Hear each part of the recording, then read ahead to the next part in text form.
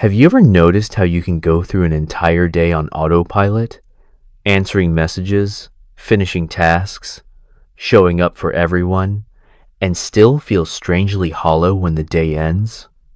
Not sad, not angry, just disconnected. Like your body was present, but your inner voice never got a turn. Like your needs were quietly skipped.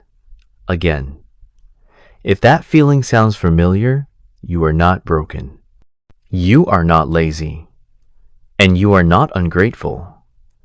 You may be someone who has slowly lost access to their own needs. Here is the psychology of people who feel disconnected from what they actually need. Point 1.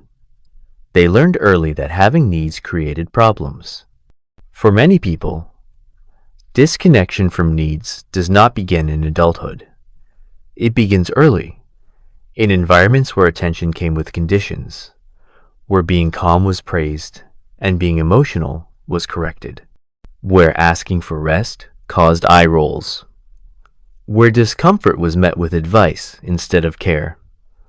Over time, your brain learned a quiet rule: needs equal friction, so it adapted. It did something intelligent for survival. It learned to mute internal signals before they could cause trouble. Psychologists describe this as emotional suppression. Not because emotions disappear, but because they are pushed out of awareness. Hunger, fatigue, sadness, and even excitement stop feeling urgent. You keep going. You function. You adjust. But slowly, you stop checking in with yourself. And when you stop checking in long enough, your needs do not vanish. They go underground.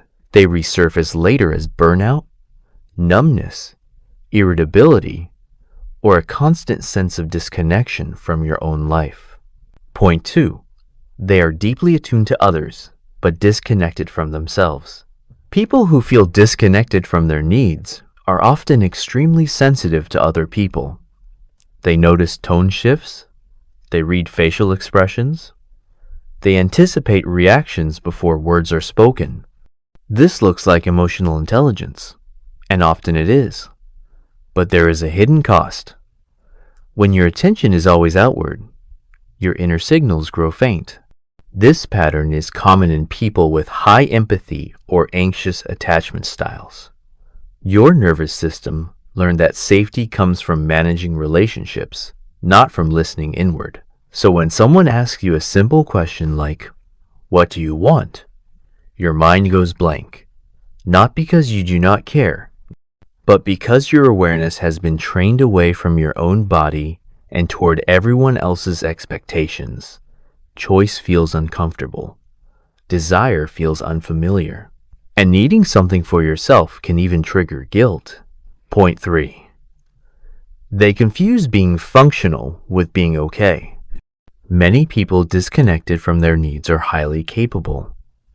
They handle responsibilities. They solve problems. They keep things running smoothly. On the outside, they seem stable and reliable. But functionality is not the same as well-being. When you grow up in systems that reward productivity over inner experience, you learn to measure your worth by usefulness. If you are functioning, you assume you are fine. Psychology calls this instrumental self-worth. You value yourself for what you provide, not for how you feel. So when your body sends subtle signals like tension, heaviness, or emotional flatness, you ignore them. You push through. You minimize. You tell yourself others have it worse. Over time, your mind stops sending clear signals because they are never answered. This is how people end up feeling lost even while succeeding. They are doing well on the outside while quietly disappearing on the inside. Point 4. They rely on structure to replace inner guidance. When you are disconnected from your needs, you often depend on schedules, routines, rules, or other people to tell you what comes next. This is not weakness. It is compensation. If your internal compass feels unreliable, external structure feels safe. You follow plans. You wait for instructions. You look for cues about what is appropriate. But the downside is that you stop practicing listening to yourself. Psychologists call this reduced interoceptive awareness. That is your ability to notice internal states like hunger, fatigue, stress, or excitement. When this awareness is low, even simple decisions feel draining. What do I want to eat? How do I want to spend this evening? Do I need rest or stimulation? These questions feel overwhelming, so you default to habits, expectations, or what seems reasonable, even if it leaves you unsatisfied. Point 5. They fear that honoring needs will lead to loss. At a deeper level, many people disconnect from their needs because needs feel dangerous. Needs can lead to boundaries. Boundaries can disappoint others. Rest can slow progress. Saying no can threaten belonging. If your nervous system learned that connection depends on self-sacrifice, then honoring your needs feels like a risk. This is where learned helplessness quietly enters. You stop believing your needs can be met without consequences. So you stop fully feeling them.